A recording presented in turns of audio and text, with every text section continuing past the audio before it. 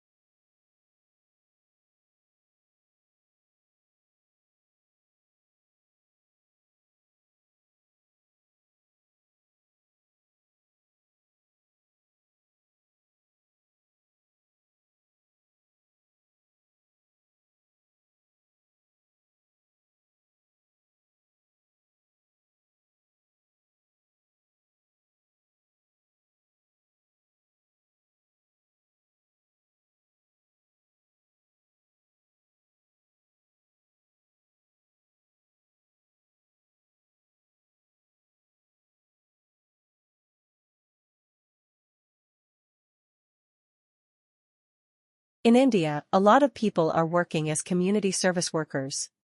Quarterly meetings are held in order to provide training and consultation to them, and thus they can understand how to prevent diseases from spreading throughout the communities, such as HIV, which is difficult to be controlled. Such precaution knowledge is taught by professionals from large hospitals and organizations. But in some cities, large consultation is not suitable because it is hard for target groups to meet, who live in remote areas. To deliver training to them, professional teams have to go across rivers.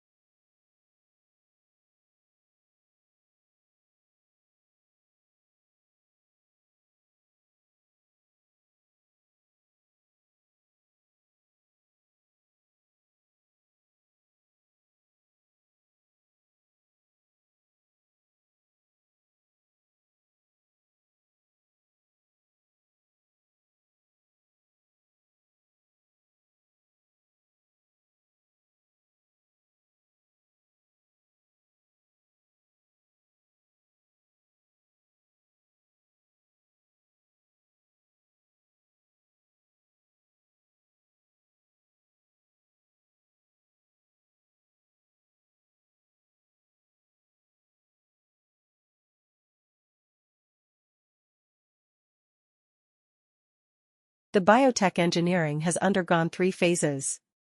In the first phase, people designed and made some simple machines, which aim to help people understand ourselves.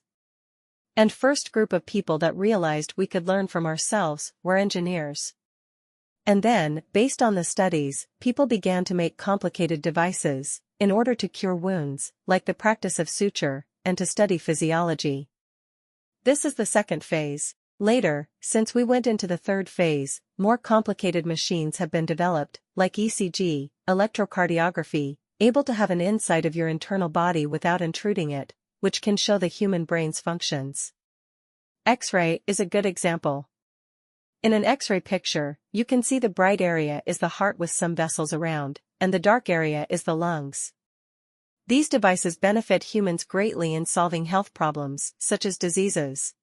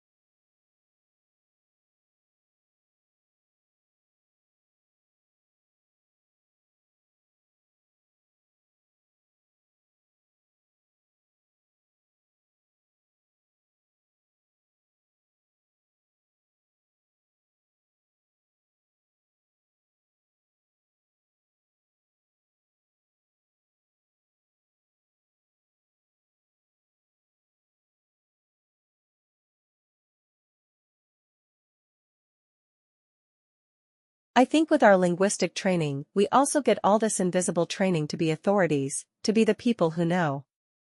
It is part of that process that you come out as a world authority on your chosen subject. But when we move into working with communities, we have to recognize that the communities have to be the authority in their language. Actually, a woman in the class I'm teaching at Sydney at the moment, a career woman, expressed this very nicely. Although she was talking about something else, she was distinguishing expertise from authority. And certainly linguists, because of our training we do, have expertise in certain very narrow areas of language, but we don't have the authority over what to do with that knowledge or what to do with other knowledge that the community produces.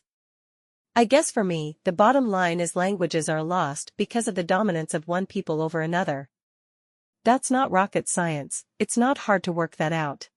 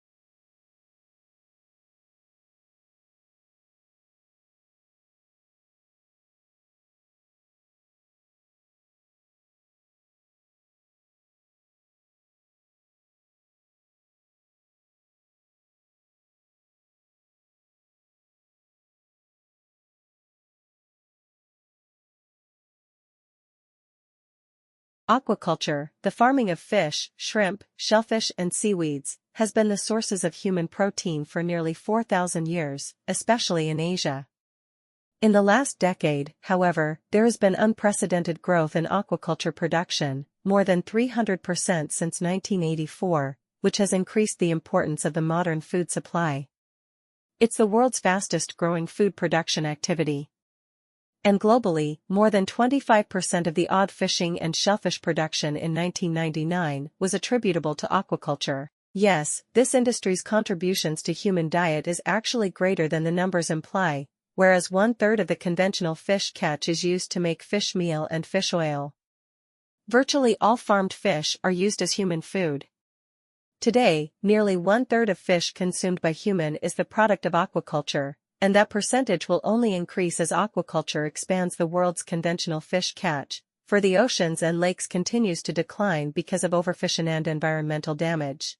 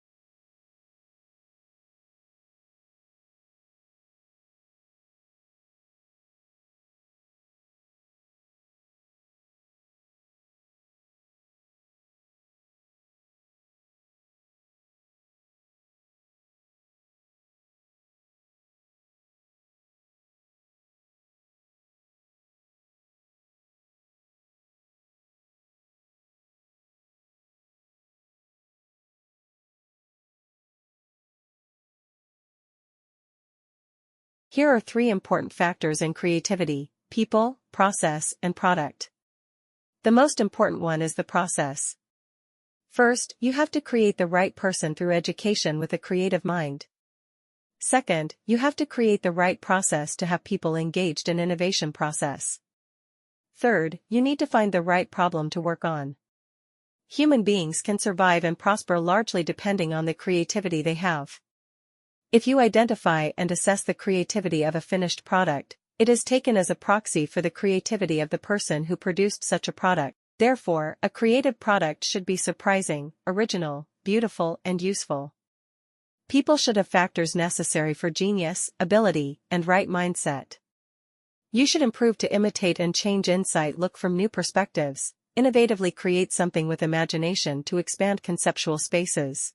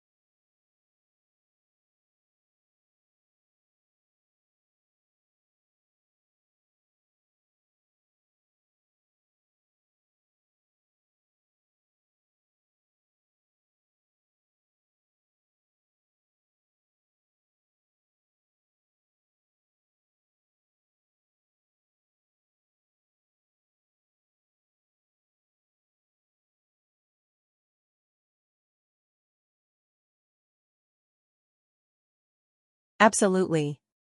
There's a lot of interest in what forms those clouds. Why are those clouds there? Why do they stick around? At the center of every cloud drop is a particle. You can't grow a cloud drop without having a particle there for the water to condense on. The key questions that people have not directly addressed until very recently is what actually forms those clouds. And so the ones that you're looking at over the ocean, it turns out sea salt is a very effective enucleator for forming clouds, so there's a really good chance that those are loaded with sea salt. But as you go inland you start to have pollution come from all different kinds of sources, and so different sources form clouds more effectively than others, and we're trying to unravel which sources are actually contributing to the clouds. The clouds are incredibly important players in climate change in that they reflect the light back to space, and so they're keeping things much, much cooler than they would be if they weren't there.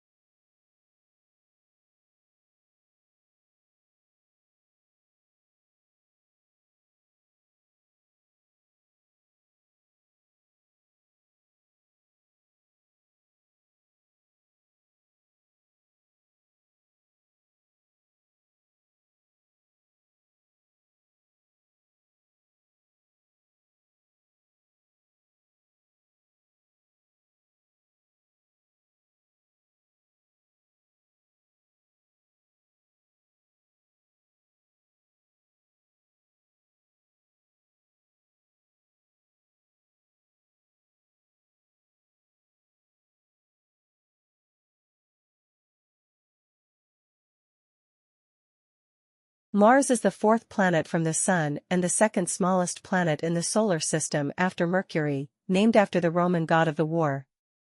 It is often referred to as a red planet because the iron oxide prevalent on its surface gives it a reddish appearance. Mars is a terrestrial planet with a thin atmosphere, having surface features reminiscent of both the impact crater of the Moon and the volcanoes, valleys, deserts, and polar ice caps of the Earth. The rotational period and the season cycles of the Mars are likewise similar of those of Earth, as it was the tilt that produced the seasons. Mars is the site of the Olympus Mons, the largest volcano and the second largest known mountain in the solar system, and the Valles Marineris, one of the largest in the solar system. Until the first successful Mars flyby in 1965 by Mariner 4, many speculated about the presence of the liquid water on the planet's surface.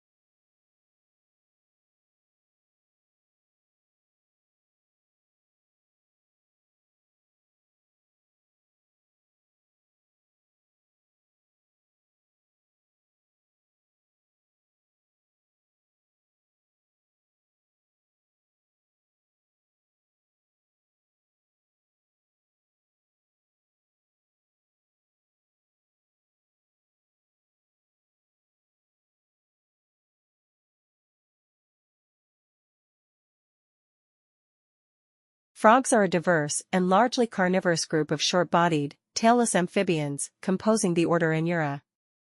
The oldest fossil proto-frog appeared in the early Triassic of Madagascar, but molecular clock dating suggests their origins may extend further back to the Permian, 265 million years ago. Frogs are widely distributed, ranging from the tropics to subarctic regions, but the greatest concentration of species diversity is found in tropical rainforests. There are approximately 4,800 recorded species, accounting for over 85% of extant amphibian species. They are also one of the 5 most diverse vertebrate orders besides living in fresh water and on dry land. The adults of some species are adapted for living underground or in trees. Adult frogs generally have a carnivorous diet consisting of small invertebrates, but omnivorous species exist and a few feed on fruit. Frogs are extremely efficient at converting what they eat into body mass. They are an important food source for predators.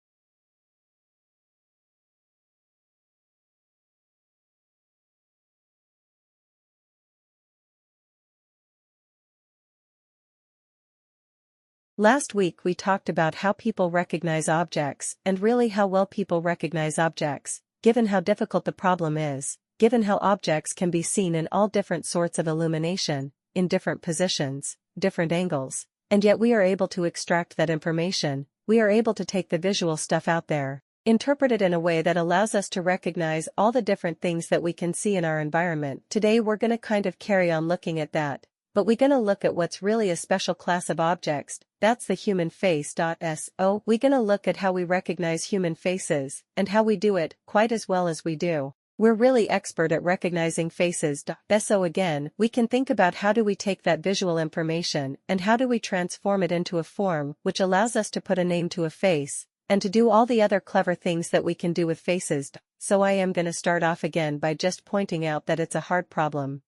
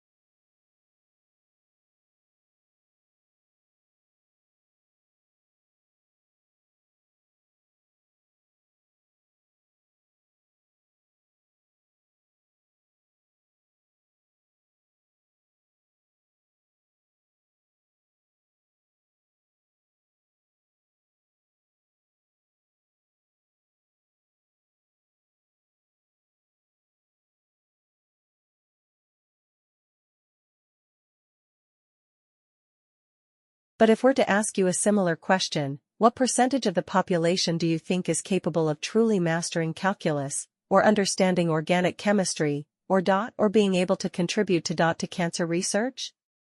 A lot of you might say, well, with a great education system, maybe 20–30%. But what if that estimate is just based on your own experience in a non-mastery framework, your own experience with yourself or observing your peers, where you're being pushed at this set pace through classes, accumulating all these gaps? Even when you got that 95%, what was that 5% you missed? And it keeps accumulating all the way you get to an advanced class. All of a sudden you hit a wall and say, I'm not meant to be a cancer researcher, not meant to be a physicist, not meant to be a mathematician. I suspect that that actually is the case, but if you were allowed to be operating in a mastery framework, if you were allowed to really take agency over your learning,